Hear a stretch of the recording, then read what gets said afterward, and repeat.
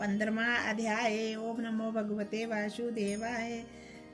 दत्तात्रेय जी बोले, हे राजन, प्रजापति ने बड़े बड़े पापों को मिटाने के नियमित प्रजाहित के लिए प्रयाग तीर्थ की रचना की। श्वेत गंगा जी की तथा काली यमुना जी की धारा के संगम जल स्नान की महत्तावली प्रकार सुनो। प्राचीन काल में ब्रह्मा जी ने पाप रूपी पशुओं की रचना करके सरस्वती से युक्त श्वेत और काली धारा बनाई और उनके संगम पर ब्रह्मलोक की रचना की। यदि सैकड़ों पाप करके भी कोई गंगा जमुना के संगम पर मकर के सूर्य में माघ स्नान करता है, वह फिर घर में नहीं आता और आवागमन के चक्कर से मुक्त हो जाता है। विष्णु भगवान की ऐसी विचित्र लीला है। हे राजन, माघ महीने में प्रयाग तीर्थ स्नान सब पापों को नष्ट करता है।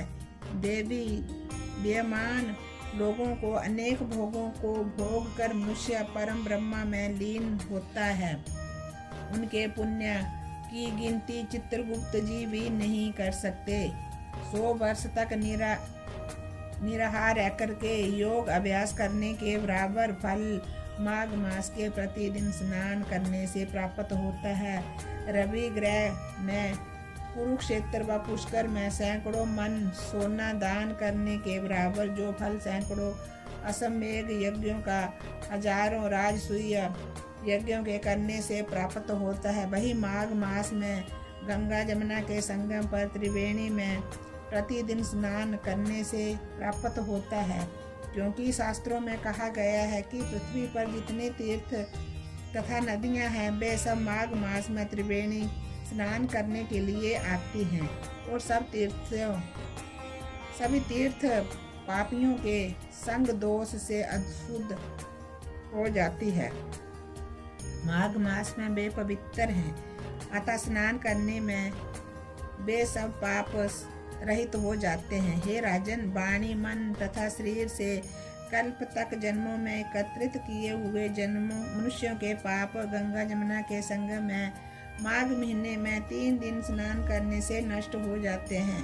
और जिस तरह सर्प पुरानी केचली छोड़ता है, उसी तरह मनुष्य पापों को छोड़कर स्वर्ग को जाता है।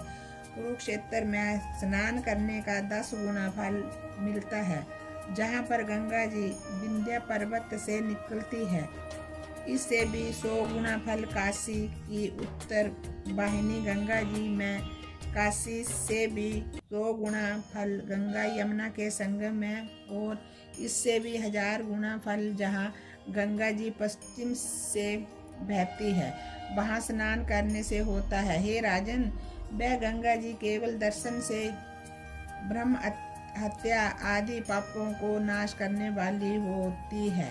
पश्चिम में बहने वाली गंगा जी और कालिंदी नदी के दुर्लभ संगम में माघ महीने में स्नान करने से कल्प तक किए हुए पाप नष्ट हो जाते हैं। अमृत को ही संसार में त्रिवेणी कहते हैं। कलयुग में छिपे और सत्य आदि युग में प्रत्यक्ष रूप से संपूर्ण देवता त्रिवेणी में माघ स्नान करने के लिए आते हैं।